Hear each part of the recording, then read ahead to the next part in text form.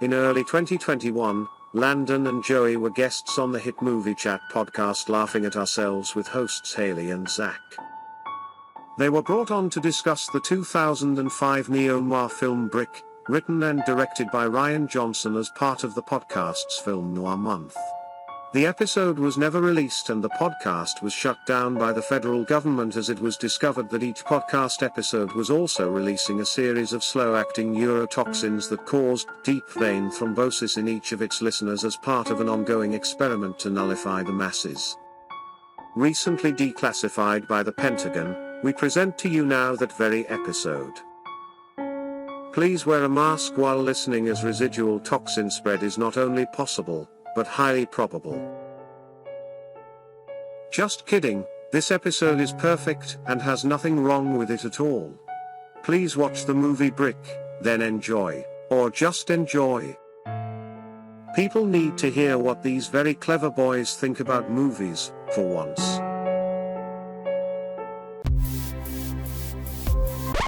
Hey Haley. Hey Haley. Yes. I have a question for you, and I'm going to throw it to the guests as well. But I'm curious where you stand on this. On a scale from 1 to 10, when you were in high school, how cool did you think you were? 1 to 10. 10 being the coolest? Yes. A 5. Okay. And what about now? How would you that's what you thought when you were in high school. What would you say you were looking back now? A 1? I don't know. Okay. That was ridiculous. Fair enough. How about you guys? Joey, Landon? When you were in high school on a scale from 1 to 10, how cool did you think you were? I knew Joey and Landon in high school, and everyone thought they were the coolest. I was going to say you should wait to give us your opinion because now I'm going to spike it up. I'm going to be like, I thought I was a 10 and I was a 10. So. I think looking back now, I feel a little bit better. Probably in high school, I was like, we're not that cool. I guess I'm not that cool. Sorry, Landon. Thank you. I probably would say speak for yourself, chump. In high school, I got to give myself a 6 or a 7. Okay. When I was in high school. Now that I'm out of high school, I'm like, I must have been at least at 8.5.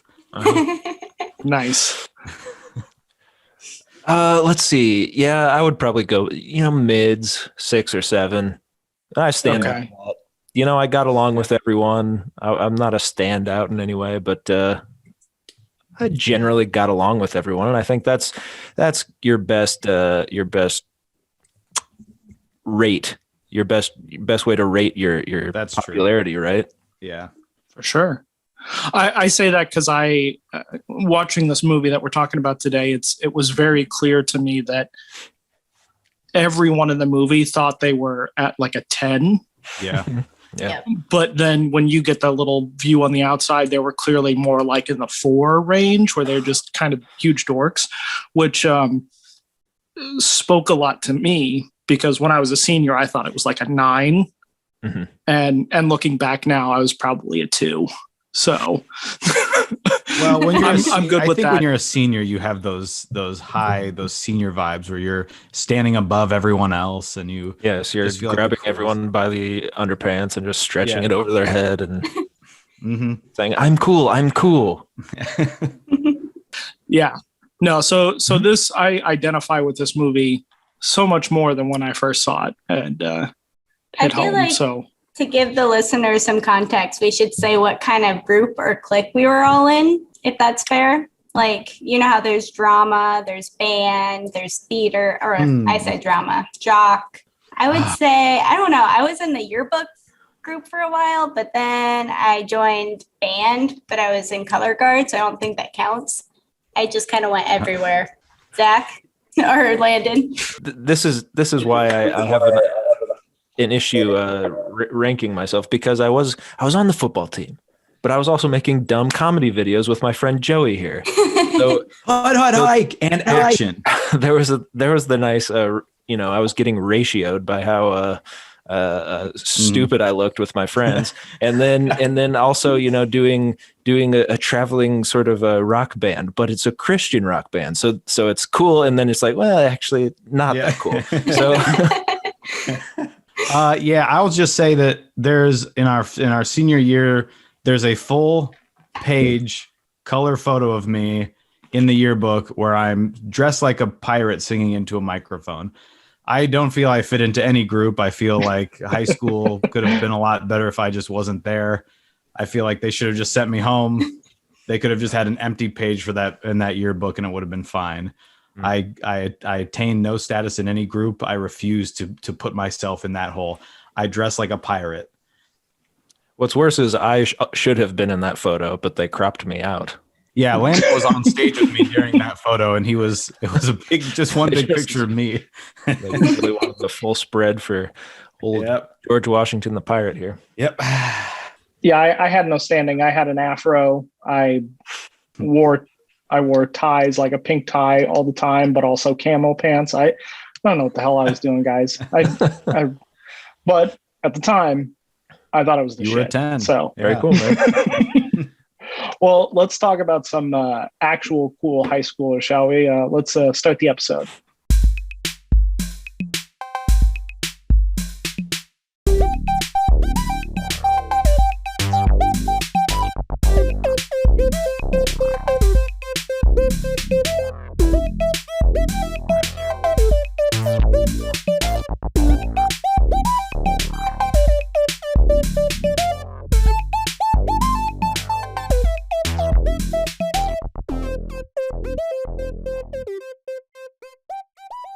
Hey there, I'm Hayley, the sister.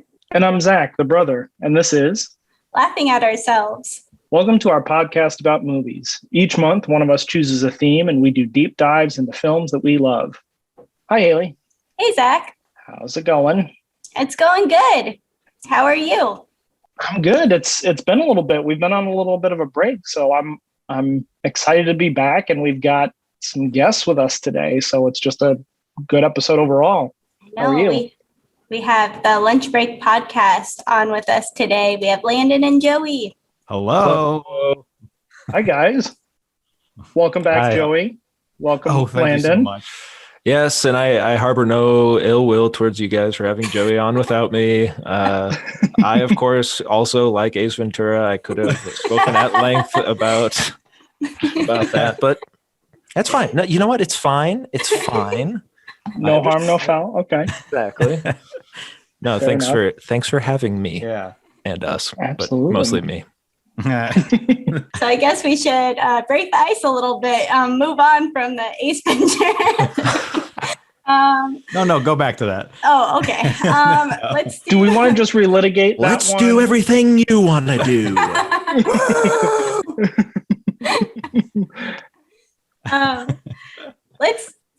Let's dive into pop culture corner. I don't know. I don't really keep up with the news, but I do watch a lot of TikToks, and I discovered that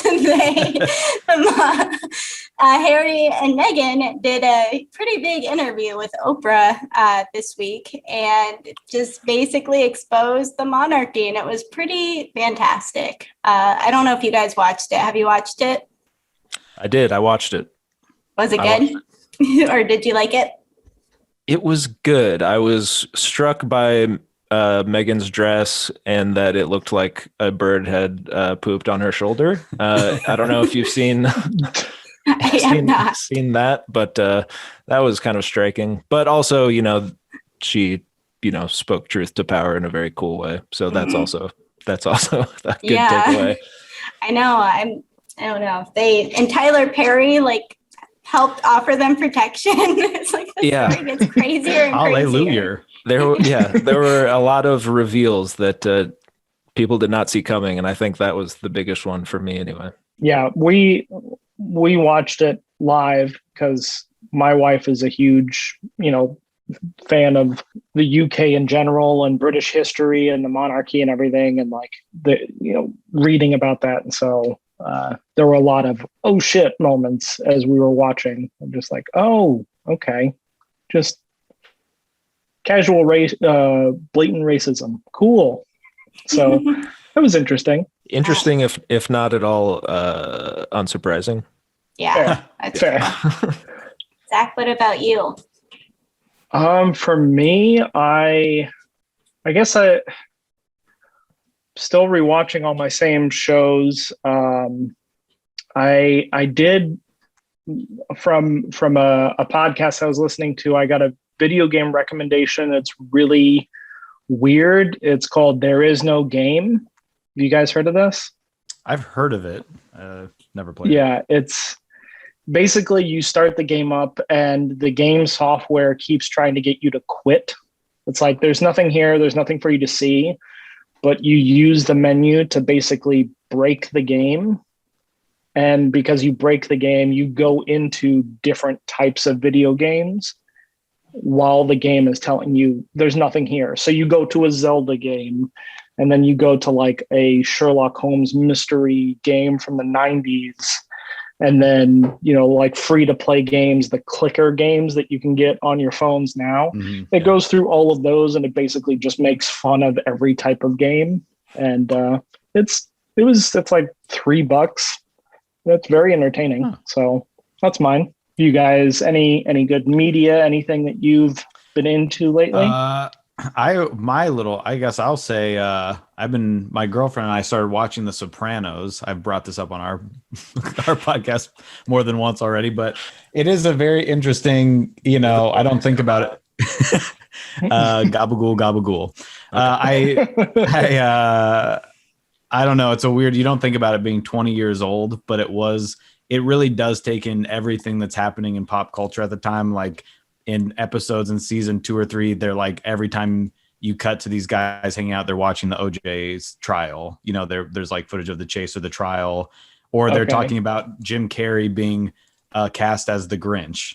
Like they just like, it's very weird. All of like the shirts that his son wears is like 9 Inch Nails, Marilyn Manson, Mudvayne. There's like this stuff that was it's very, very of the time in terms of the references and stuff. And it does make it seem a lot older than you realize.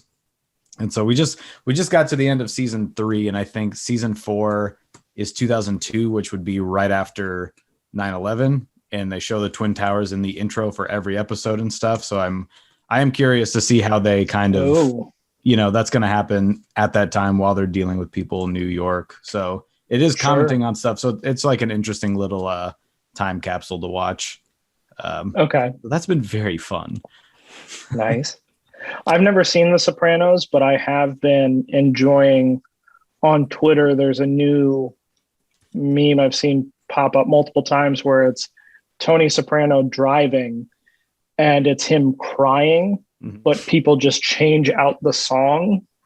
So like the last one I saw was him crying to Phoebe Bridgers. Right. Yeah. It just driving and like shaking and crying. And yeah, it's a lot of fun just seeing what weird curve. Sometimes it's not sad songs, but Phoebe Bridgers makes sense. All right. Speaking of watching old TV shows that are out of the discourse now, I started True Detective this past week. And yeah, it's very good. It is interesting watching just in the wake of 2020 and like the sort of increased look at police brutality and like, mishandling of things by the police. It's always a little weird now to watch like cops doing stuff that they shouldn't, and we're supposed to still kind of like them or whatever. But yeah, it is good so far. I've only seen the first season, but I know what you're talking about. I think we even ran up against that when we did our Hot Fuzz episode, where it was like, this is really fun to watch, but like, yeah. After 2020, like what? So, yeah. But no, yeah. So are you still on season 1? Yeah. We're only like 3 episodes in. Do you plan on watching the other 2? I've heard season 3 is great, but Yeah, I've heard. We've probably all heard that season 2 is very bad. But someone that I really trust, a podcaster that I won't name here because no free plugs, but he he really likes season 2, and I have always sort of agreed with his opinion on stuff. So I think I'm going to give it a shot, and I just might like it. So we are, I think, as I mentioned up the top, it's been a little bit since we've recorded. Things got a little crazy at the beginning of 2021, but we are back with a new theme. We're doing noir films, and we let you guys pick what was our first episode, and you chose Brick, the 2005 film. So could you guys talk a little bit about why you chose this film? I don't know about Landon, but I came to him saying as I was telling him the movie that I would like to do, he sent me a message that was like, oh, we could do Brick. And I was like, yeah, that's what I was going to say. So I don't know why. I've just never, I remember borrowing it from a friend, I think in high school, and having it at my house for like 3 months before he asked for it back. And I just never got around to watching it. And then after that point, it was like, you move on with your life. You grow up, you have some kids, you get old. And like, I just never ended up watching the movie. And then I found out I don't have kids, but I just, when we were talking about doing noir films, that was one that I've always been interested in. I just watched Knives Out, and again, so I was kind of in a mood for more Johnson. Yeah. Nice. I have seen Brick a couple of times, and I know. Hold your applause now. Come on. I think it's a pretty good sort of neo-noir, as they say, in that, and we'll probably get into this, but Rian Johnson loves to play with the tropes of the genre that he's in a way that kind of like just fortifies those tropes as the thing that it is. And I think this, is exactly a noir, except that it's in color and in high school, and and that's that basically. So yeah, I don't know. It's a good little look into what a noir is and what it can be. Nice. So when was the first time you saw this, Landon? I borrowed it from that same friend that Joey borrowed it from, but I actually watched it. And so that was probably, I don't know, what, 2007, 8? Sure. And then I watched it once in college for a class. Yeah. Joey, was this your first time seeing it then? Yeah, it was. Okay. So I was kind of thrown off by, it wasn't what I was expecting. Like what's been in my head as this movie after seeing Looper and, all these things, kind of assuming maybe what like a younger Rian Johnson movie seems like. Yeah, this is my first time and I was blown away. Nice. Haley, when did you first see this? Did I show this one to you? You did. So, okay. A little background. I know our mom listens to this podcast. I don't want to say that she was strict, but they stuck to the rules. So we had a list of all of the movies I could watch when I turned 17, because that was the age, you can watch rated R movies. And that was one of them. Zach's like, you have to watch this. I think I still have that list. We'll have to bring it up. I think like Borat was on there, Forgetting Sarah Marshall, all of that stuff. But that was one of them. And I remember we watched it. And I think I liked it. I think it was just, they speak kind of like in metaphors a lot in the movie. And I think that kind of confused me a little bit, but watching it back, I really like it. Yeah, I remember it coming on my radar when it came out, because this movie came out when I was a senior in high school.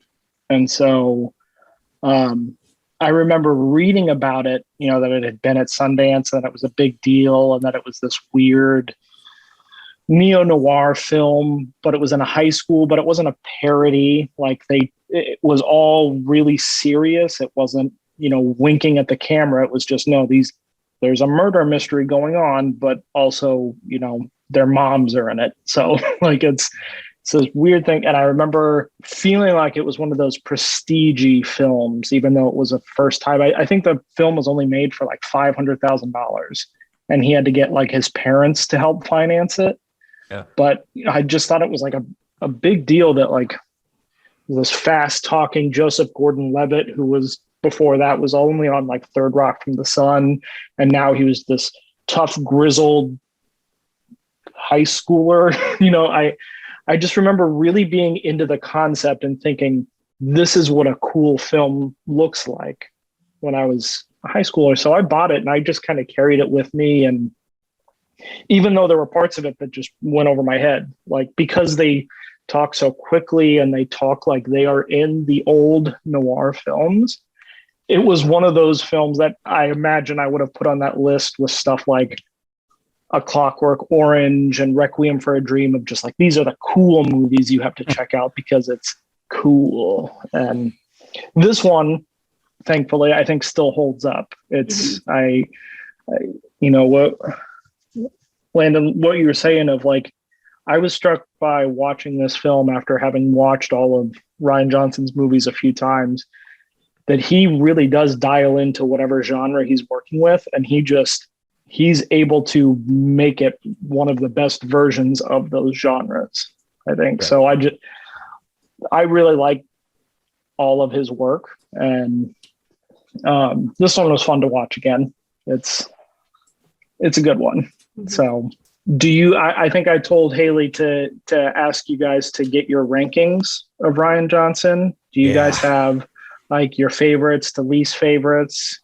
I'd be curious to see where you guys are at with that. Landon, do you go first? Sure, I'll go first. I haven't seen Brothers Bloom. I was trying to get that in before this, but I didn't. So I can't speak to that one. But let's see. I think Knives Out has got to be up there. Probably Knives Out and Brick are top two. Looper and then Star Wars Last Jedi is near the bottom. Yeah, same. I don't think I've watched the Brothers Bloom. I haven't seen the full thing. I can't really speak towards. I didn't know he made it, honestly. That kind of escaped me. So it just never seemed like a movie I would want to see. It just like didn't seem like the style of movie I liked when it came out, but I'll probably give it a chance now. But yeah, I think the same. Knives Out, after having watched it again, I love it. I love all those characters. That's the top for me. Then I would say probably Brick and Looper. It's been a while since I saw Looper. I remember liking it. Something about the ending was like, I feel like I had one of those reactions where I was like, oh, there's a huge freaking plot hole that I just can't get over. But like that. And then, yes, having seen this now and like Knives Out and stuff, I get why he did The Last Jedi the way that he did it. Every time I see something else, it makes sense. What he's doing with that genre. And that being said, it is in last place for me. Oh. Yeah, I mean, for me, sorry, really quick, just in his filmography, I think it's the weakest, and it's not necessarily even for, his fault. I mean, it is, but I think it's just it's hard to look at a sequel in a saga as these other films that he has complete control over, and then there's this one outlier that seems just it's for me not as good as the rest of his filmography. That's fair. I would say that my favorite ranking of his films would be at number one at The Last Jedi. I like The Last Jedi. Okay. It made me a fan of the Star Wars. It was easy for me to catch on, and I also watched it when I was in Japan visiting Michael. He was stationed there. And just that experience of the Japanese subtitles and all of the merchandise they had, it was just like a really cool experience. So I think I don't know. I think it was good. And then the second one I would have to say I like is Knives Out. Third is Brick. Sorry. I like it. It's good. All of his movies are good, but yeah. So for me, number one is Knives Out. I think that's his best film. I bought that the minute it was available to buy digitally. Saw it opening day, like great movie. Number two for me is Last Jedi.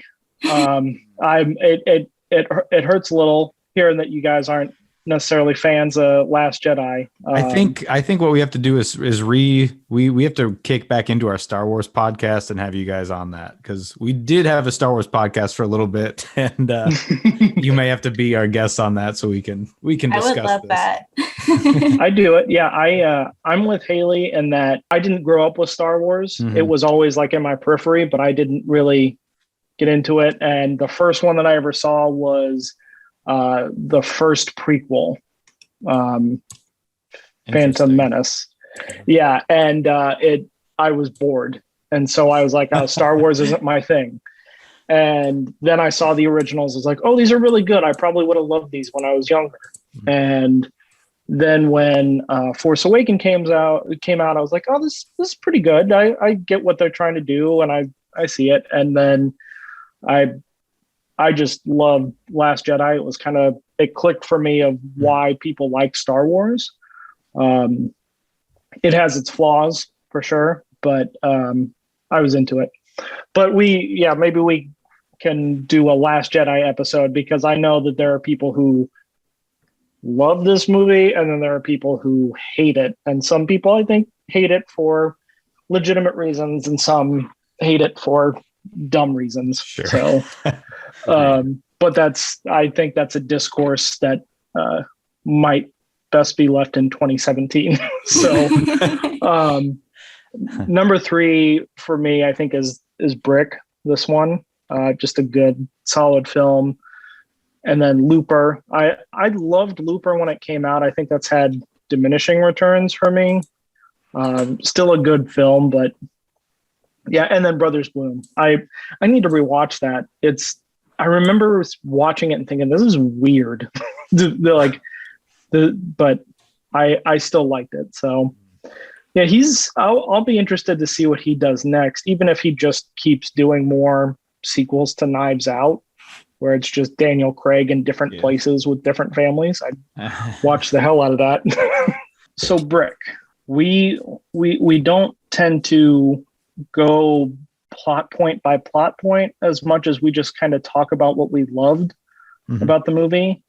As I mentioned, this is a 2006 film written and directed by Rian Johnson. It's got I think a pretty good cast. The only big one I think that's really had a huge career is Joseph Gordon-Levitt. And for those of you who have not seen the movie, I don't know again why you're listening to the episode, but just as a summary, it is the detective story of is he a senior in this? I think. A junior, a senior? I don't think it's... Yeah, I'm not sure. I don't know if it's explicitly said. Okay. Well, it's a high school student, an older high school student who finds out that his ex-girlfriend has been murdered. And so the film is him trying to find out who did it and why.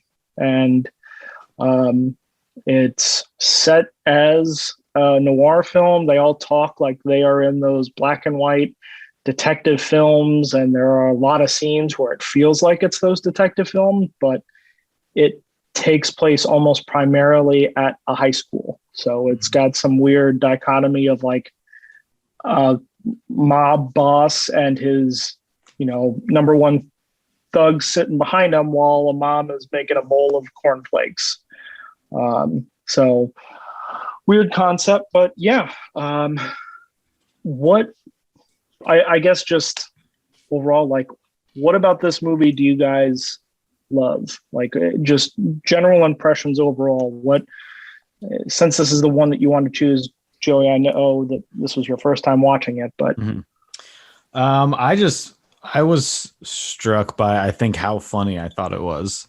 I mean, I was really like laughing at a lot of this, like the dialogue being so quick at the very beginning. It seemed very weird and almost like self-important to me. Like when I first started, I was like, what the hell is happening? Like, why is he doing it so stylized? Then I was like, oh, of course. It's like, this is very noir. Cause I was like, I'll pick it. It's kind of like a noir type film. I'm like, he's doing everything that he's supposed to be doing. The only difference is these kids are 16. Like, and that it's weird. It's like, I thought it was really funny because the dialogue is good. It's very fast paced. The performances of it are good, but it's just like, seems so unnatural. It's just kind of like, there's kind of like a David Lynch vibe to the whole movie for me. Like, it's set in like LA. It's kind of in its own world. There's no other like parties coming in other than some of the parents, here and there. You're not getting like outside characters, perspectives on things. Even when they're having fights by the street, the cars just keep driving. It just seems very like isolated and has this like a Twin Peaks type of vibe or something, Inland Empire, like those types of vibes. I like that. I liked the weird, there was some stylistic stuff. There's a lot of jump cuts in the movie that I really like. Some of them are used for comedic effect. Some of them hide what's going on. Some of them are just like shortening time almost. And I don't know if that's because of the way they had to film it. I'm pretty sure it was shot on film. Like, who knows if there were issues, and if you're on a budget, you might be working around like camera problems. But I think a lot of it was like a deliberate choice to just make it feel a little more, I don't know, like unnatural. It just feels weird. And I like that about it. So yeah, I thought it was pretty great. Yeah, I agree with all of that. I think too, it's just to address what Joey's kind of talking about. I think the fact that it's all through sort of the perspective of Brendan, Joseph Gordon-Levitt's character. I mean, we have multiple times we see first person. I mean, it starts with, a zoom in and rack focus to his eyes as he's looking at the body of his dead ex-girlfriend. And we get the sort of cuts to different parts of her dead body. Well, I guess it made me wonder this time seeing it, like how much of this is in fact the world is a film noir, or how much of it is Brendan's perception of it. I read a quote from Rian Johnson, and I think Joseph Gordon-Levitt both kind of said similar things, that this was not how high school was, but how it felt. So knowing that, it was kind of interesting. Like, I can totally see this being like a theater kid's idea of what he would have done if his ex-girlfriend was like, this sort of heightened, idealized way that, this scrappy little kid that, it doesn't quite get along with anyone, but gets along with everyone enough to sort of kind of, weave his way into the drug crowd and weave his way into the jock crowd and somehow beat up the like 6'4" football player and do all of these things that are absolutely insane in the real world, but for him and for this hyper stylized story, all makes sense. Yeah, I get that 100%. I think that that feeds into why like probably show him in the theater area a lot and get to see his connections. And I was thinking about like, is this persona he's putting on in this whole noir world he's building, is it just to justify that maybe he's doesn't fit in, or that he's like, the big backstory of him is that he ratted out a friend? So do you just make that as like, oh, I was just a bad friend, or do you create this narrative of I'm in a noir and I gotta sell my buddy down the river and get the bulls to come and like just use all of this language to make it seem cool? I like that quote that Landon brought up by Rian Johnson, because I totally like get what he means. Like, the movie clicks for me now, because I'm like, yes, that is like exactly how like high schoolers or high school did kind of feel like that, just kind of dramatized. And I don't know, if something was going on, it was a very, big deal. Like, it didn't look like that cool at all, but it definitely felt like that. Yeah, and that I think that goes towards what like Zach was saying at the beginning about like this. He thinks he's a 10. You know, he's like should be smoking a cigarette in class and should have his feet up on the desk. And I mean, but we also knew kids that like sold drugs in high school, and as you look at them, they're just dorks. Like they're just dumb. Yeah. You know, these aren't like cool. You know, the kids that like hang out behind a building or go. Dude, like they were all just kind of, you know, so you can kind of see how it becomes, you feel so self-important in those moments when you're younger.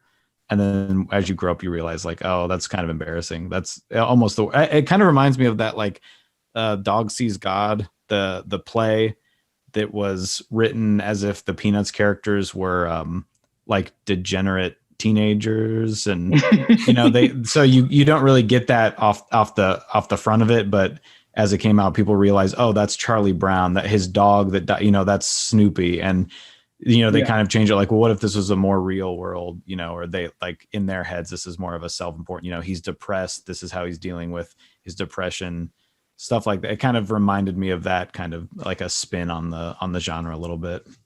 Yeah, I totally get that. I think, I don't know why, but the scene that sticks with me the most from this movie, and it's just a quick thing that happens, but I think it speaks to that, like the self-importance of being in high school and everything that you're doing in that moment is the most important thing in the world. But it's really not, is the scene where he meets, where Joseph Gordon-Levitt's character meets the Pin for the first time. And the scene of him, the Pin at the desk, and then turning his chair around. Like I laugh every time at that, just because it's in this dude's mom's basement. He doesn't have the cool chair where he can swivel around. So he's got to like pick it up and scoot around, but then he gets to get into his cool guy pose and talk like a kingpin. I don't know what, but I think that is a perfect scene of what this movie is, of just letting the moments where these kids think it is the most important thing in the world, letting it be that, but also just, no, these are kids playing dress up.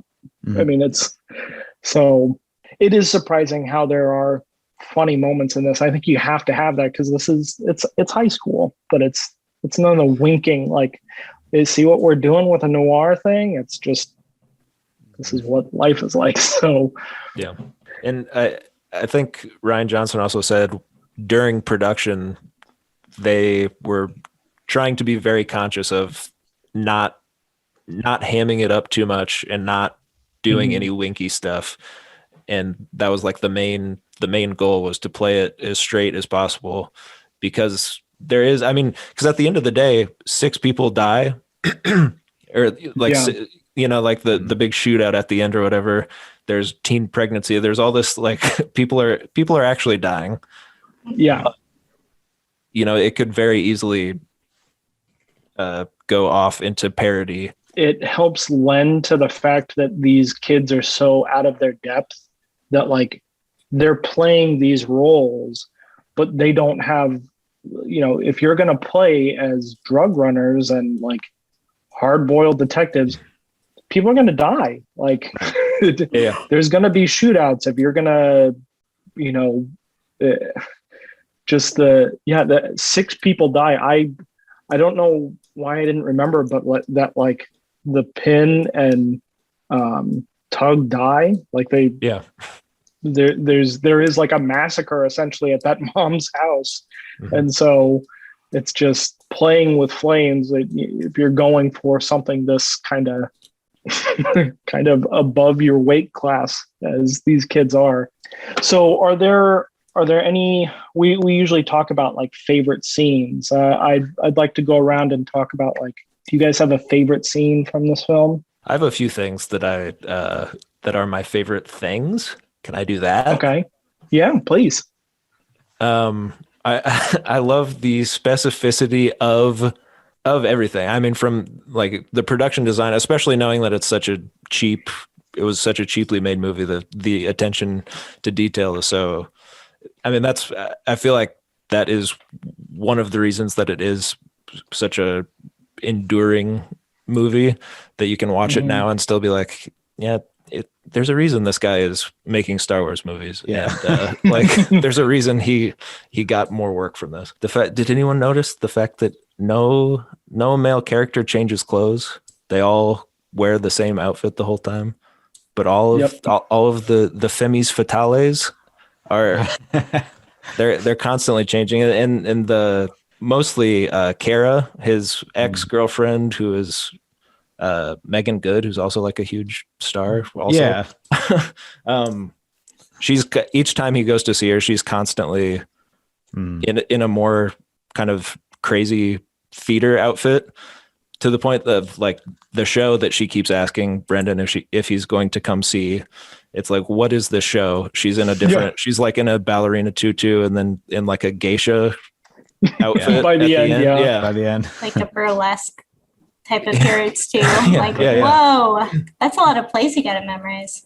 It shows the sort of film noir again trope of the femme fatale, but also it gives all of these women an agency that film noir kind of did in the 50s, of like women can be like you know, in a time when women weren't given that much import. Film noir kind of did, but also they were like the villains, which they still are here. But the men are all kind of singularly focused. Like Brendan just needs to figure out what happened to Emily. Tug needs to also figure out what happens to Emily, kind of. I don't know. I'm still a little confused by Tug. Except his posture. It makes me laugh. He's got short, buff dude energy of just like, he's got to be as imposing as possible. Yes. But especially when he's like walking at Brandon at the car, just that, love it. Yeah. So yeah, I don't know. That's one thing that's always really struck me, is like the way that Rian Johnson has everyone play the role that they're playing within sort of the world of the noir is always really interesting to me. And each time I've watched it, there's been something new that kind of pops out for me as far as that is concerned. So yeah, that's one of my favorite things. You brought up the ex-girlfriend Kara, and one thing that I think I really focused in on when I was watching this time was how interesting it was what locations Rian Johnson chose to supplement kind of the stereotypical noir locations that you'd see. So oddly enough, when he went to go see Kara, I was thinking of Who Framed Roger Rabbit, when the detective in that goes to the burlesque club. And it's like, that's just kind of the staple of eventually they're going to go to the place where the women are and they're putting on their performance. But here it's just a high school auditorium. Right. Or, the police chief's office, that's just the assistant vice principal's office. Like, it's just fun little locations that they chose to rewrite that. Yeah. So how about you, Joey? Did you have a favorite scene or part?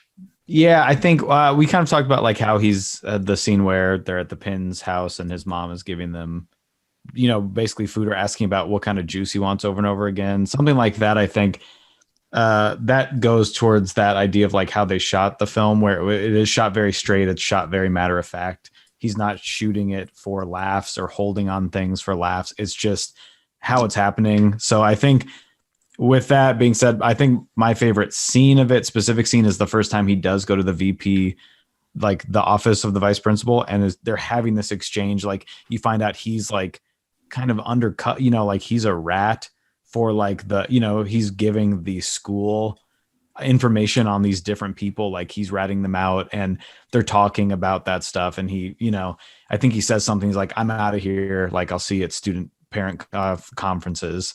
And like he's like serious, like they're serious, like I'll see you at student teacher conference or whatever he says. And like it's some big thing, and he's like, I can have you kicked out. And even at the end, I think after like 6 people are murdered and he's telling her that he knows that she was like the person that did this, and there was like the issue with the bricks of the drugs they were selling and stuff, and he slips a note. He's like, I already slipped the note to like the principal's office. Like 6 people have been murdered. There's all this, like, it's a very serious thing, and like that is their police office. That's where they take it, is the principal.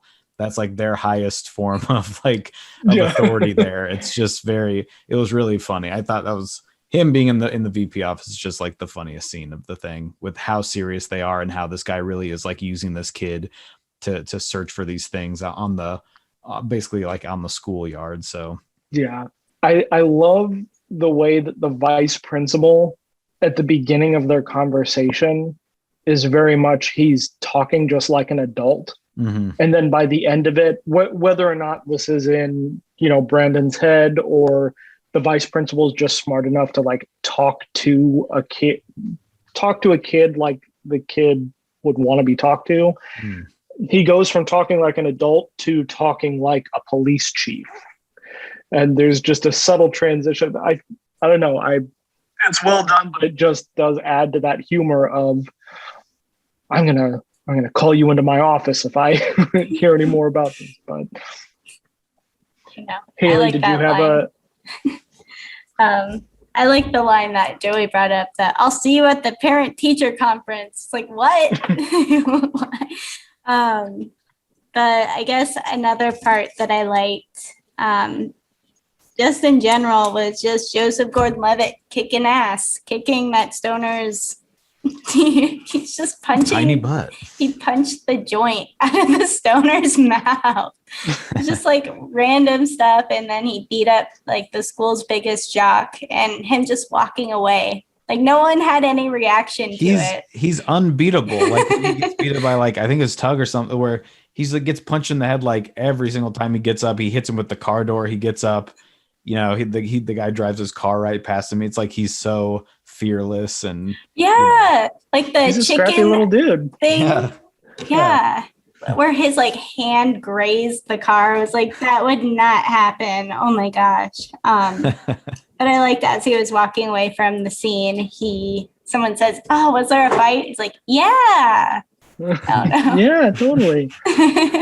Yeah, he's a scrappy dude in this film. Probably my favorite scene is one it's him fighting. It's when he's getting chased by the dude with the knife. Mm-hmm. Like, just the sound design in that scene where you're like, okay, the footsteps are really loud, so those must be important. And just, obviously Brandon would know his way around the high school, so he'd know how to that guy up, but he just trips him, and just. I think I read that was the first thing that they filmed, was that scene. And that had to set probably a good tone for the rest of it. Just like, this is how scrappy your dude is. He's going to win by taking off his shoes. So I thought that was interesting because there was no music in the background while it was happening. They just had, the feet running. And then once he took off his shoes, it was like, I get it. Okay, that's cool. Yeah. Everything has a purpose in this movie. Just surprising because the soundtrack is good. Like, it's a weird one, but I think it both kind of calls back the noir stuff, but it's got, I think, just an interesting, sad element to it that I enjoyed. So, where do you guys stand on Joseph Gordon-Levitt in this film? Like, is this a good performance for him? Is he overdoing it? What do you guys think? Because this is a very specific performance that I think he's doing it exactly as it needs to be, which which I kind of find annoying in certain moments, but I think that's okay. I think that's kind of part of it. I was just going to say, he's just like acting like it is that important to him in some of these scenes that, the words he's using, like it does seem unnatural at times. I mean, obviously I think that's inherent in how they're speaking. I feel like at the time though, 15 years ago, him being in this role, it seems like an interesting choice because it seems like kind of from this point or around that point, I can't remember exactly when he was kind of getting big again after like Third Rock from the Sun, but like with 500 Days of Summer and stuff, he kind of became a household name at that time. So, but this, he was pretty young in this, and that must have been an interesting like choice to make, to have him. I think he blends into the world well as like this little dweeby guy. But yeah, in terms of like you were saying, overdoing some of it, maybe that's part of it, just with the way they're talking, the issues that they're having that are so important to them. I liked his performance in it. I feel like everyone else wasn't acting up to like how he was. What did you find annoying?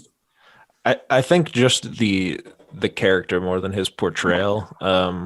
But again, it's the film noir sort of anti-hero thing of like, no one can be trusted, and to an annoying degree, I will do the lone wolf thing.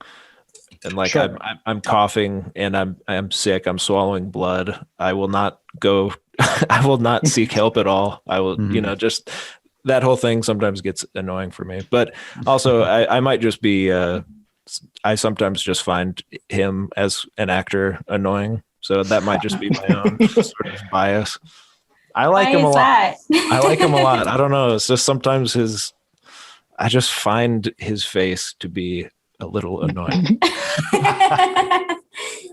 He's got one of those faces. He has a punchable face. I mean, yeah, he gets punched so many times in the movie. I'm like, good. You're on their side. I'm on Tug's side. Smack him with the car door, man. I mean, to be fair, is Brandon a likable character? I'm trying to think back if there's any character that I liked in this movie, and I think the only one would be Brain. I like Brain. Why does he know all of that information though? Like, because he's the brain. He's the guy. He knows everyone's locker number. Yeah, but I mean, Brandon does have that lone wolf thing, and it is very much one thing that I like about Joseph Gordon-Levitt's performance in this, to the kind of frustrating lone wolf character, is that you can see that facade break occasionally, because he does the like hunched shoulders or the scrunched shoulders a lot while he's walking around, but there's times where he lets it drop, especially when he sees Emily, where it's like then it really matters, and he doesn't have to put on. But then after the fight with Brad, he's got to put his shoulders back up and kind of march away. And I don't know, I get it.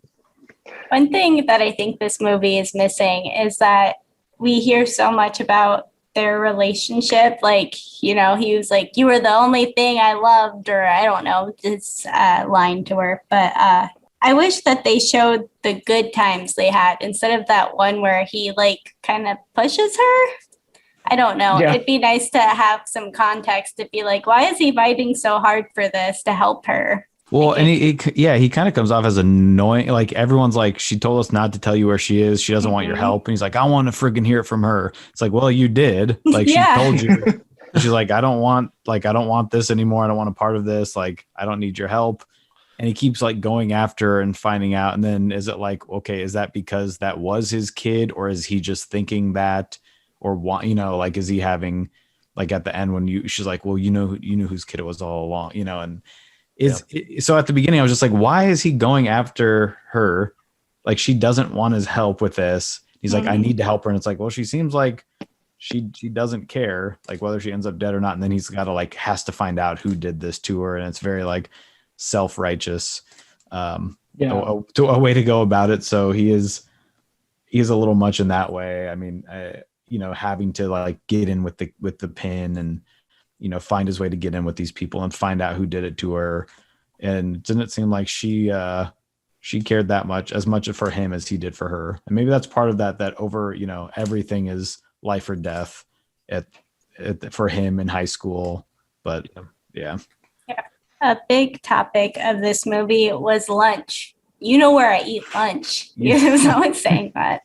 And I thought, your podcast is called Lunch Break. That's why I picked this movie. Yeah.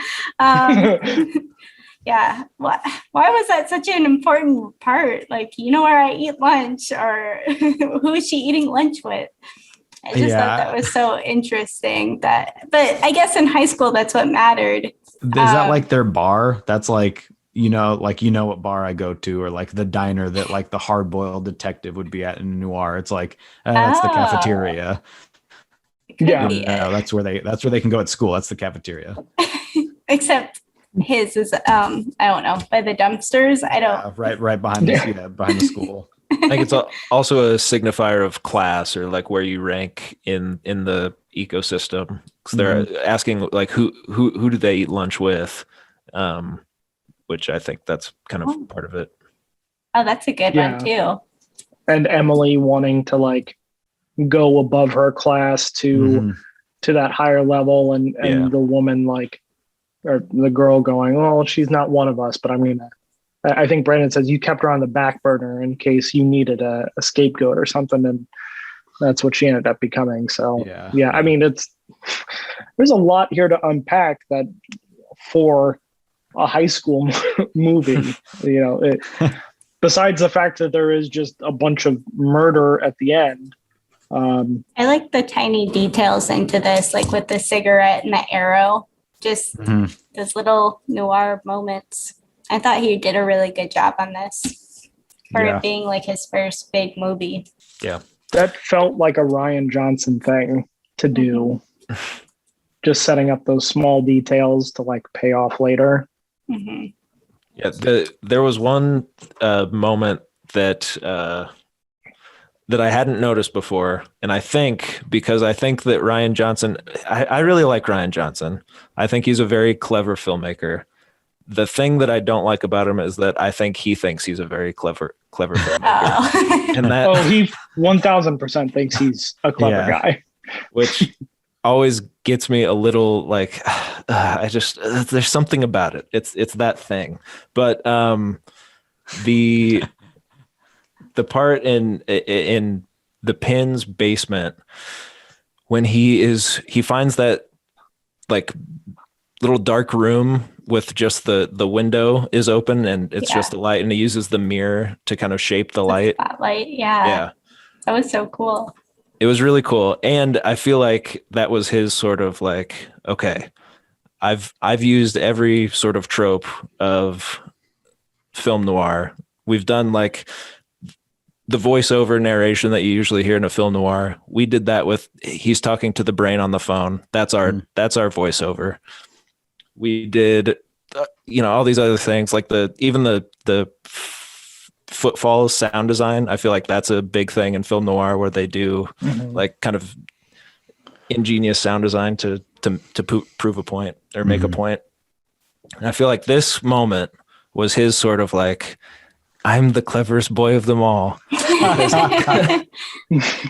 used this very specific lighting technique, and he literally has his character use it and take it and perform on it and propel his plot of his movie forward by using the parameters of film noir to make his film noir movie propel forward by finding the brick in the room. And as a film nerd guy that looks into stuff too much, it was just it was that moment for me of like oh, I think I've figured out exactly what he wanted me to do with this moment, and I applaud you, good sir, and I tip my tiny little hat to you and your clever boy ideas. No, I totally. He does have that arrow. If you watch like his documentary, behind the scenes of like Knives Out or something, he's like, bad guys can't use freaking iPhones. Like he'll like, he says these little things that he like can't. You're like, you think you're so clever. Like the way he talks about what he did, he's like, I actually changed it, so it's not the thing that you think. It's he's very smug about it. It's like, well, you can be. I get, I love the movie, so yes, he's as clever as he thinks he is. I just wish he wasn't. No, he's great. He's great. The movie's great. I just, I really like that moment because it's one of those meta-textual moments that we talk about in film school, where you see you see a sort of a play on the trope within the movie, but it's also sort of this like extra layer on top of the movie of like, see what I'm doing here? I'm taking the trope and I'm playing with it, and I'm the mastermind, and I'm so smart. I'm the kingpin here. Yeah. Yeah. Whoa. Oh my God, does Rian Johnson identify with the pin in this? Is that who his surrogate is? If we're supposed to be Brandon, then he's the pin. I loved how extra the pin was with the van and a lamp in there. Like, that's just great. His aesthetic, I love it. Rest in peace. Yeah. Gone too soon. Darn shame. I didn't realize that Joseph Gordon-Levitt and the guy who plays the pin, that they went on to work together in Inception. Really? Because I didn't pick up. Yeah, the pin is the dude at the very beginning of Inception who fucks up the apartment and gets carried away. Huh. Yeah, I was like, oh yeah, they did work together. No, so do you guys have any kind of final thoughts on this film? Anything else that stuck out to you or that you wanted to talk about? I was one. Does anyone do you guys know if was Joseph Gordon-Levitt picked for this role? I don't know if it was something where he was asked to do it or it was written for him, because Rian Johnson has since gone on. Obviously, they did Looper together, but then he has cameos in most of. I think he has a cameo in all of his films. Yeah, yep. And in Star Wars, like. Mm-hmm. So I don't know if they just became friends off of that because of what went on, or if he had written it for him, because it is a very kind of. It's an odd choice it's an odd leading man role to give someone, I feel like. So I just wasn't sure if anyone, Landon, you look like you want to say something over there. No. I think that it was not written for him. Uh-huh. I think he was passing around the script to people, and just, one of those things where they met and they liked it, and Joseph liked it. Fast friends. I think what I read is that Rian Johnson had been working on the film, like the script itself, for 6 to 7 years. Mm-hmm. And then he saw Joseph Gordon-Levitt in a movie and liked him, and I think approached him, but I don't think it was necessarily written with Third Rock from the Sun energy, built in. I think it was. But yeah, no, I do. I mean, I do think it's maybe a cute nod, if anything, that Joseph Gordon-Levitt has shown up in every one of Rian Johnson's films in one capacity or another.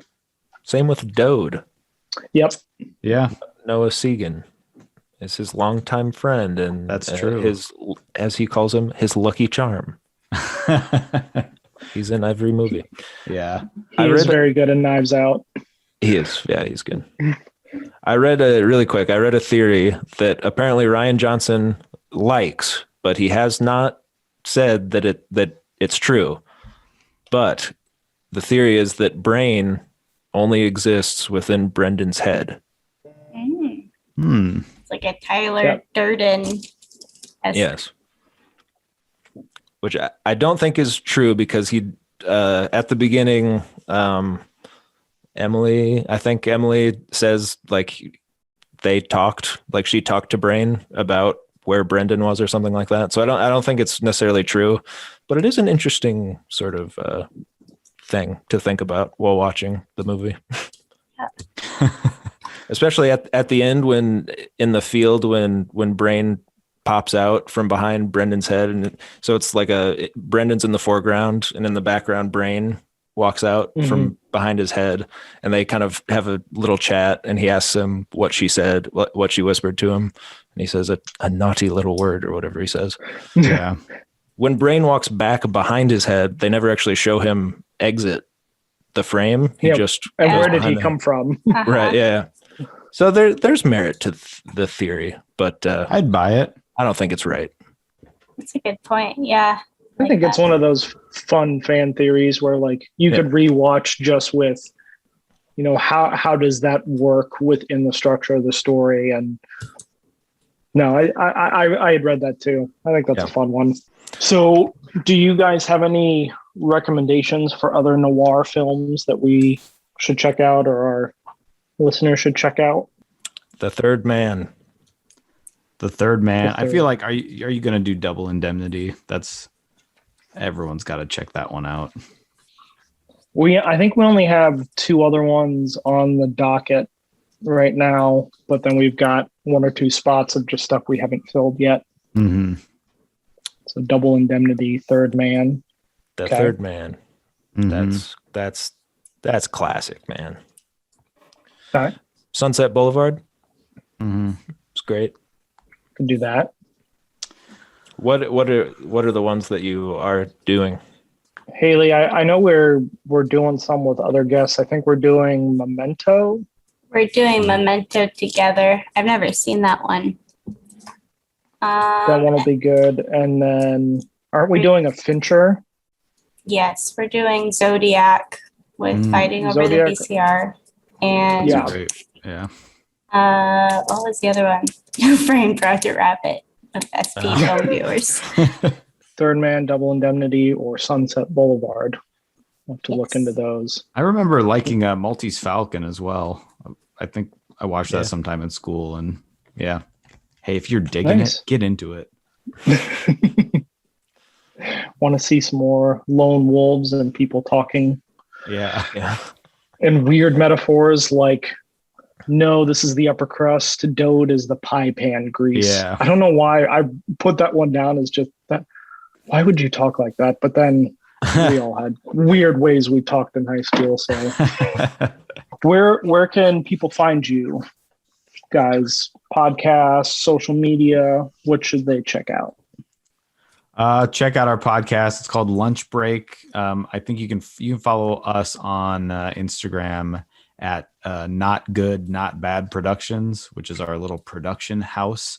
And that we'll post about the show and stuff. Speaking of, if you are in love with the interview with Harry and Meghan as much as we have talked about on this podcast, our most recent episode, which probably won't be the most recent when this comes out, but it's called the Queen's Hairy Feet or something.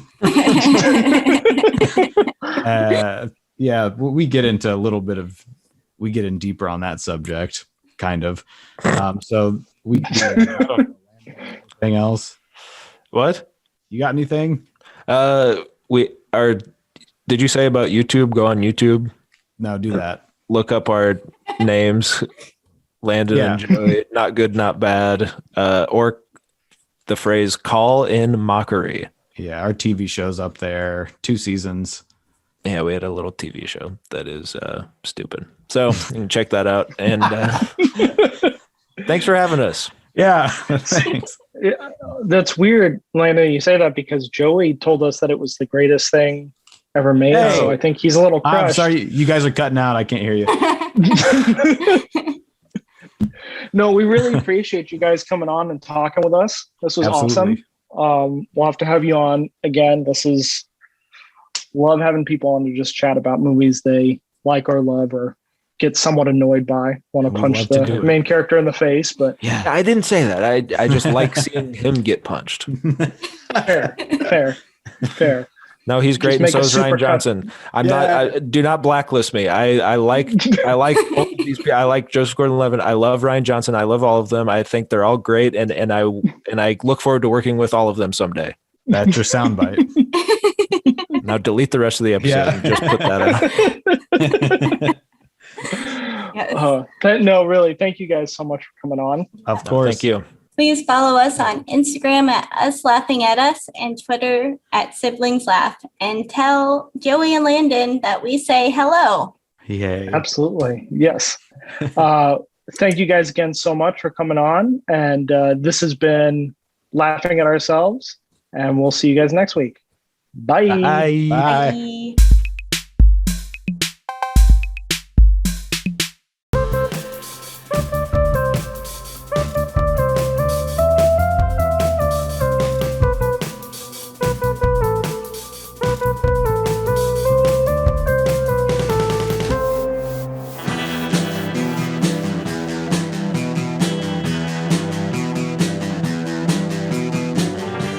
listening to the Prescribed Films Podcast Network, home to hundreds of hours of free podcast entertainment. The shows on this network all have a common goal, providing you with the best discussions about movies and other forms of entertainment media. The PFPN hopes to fill your earholes with audio joy. Visit our website with links to all the other amazing shows at www.thepfpn.com. Thanks for listening.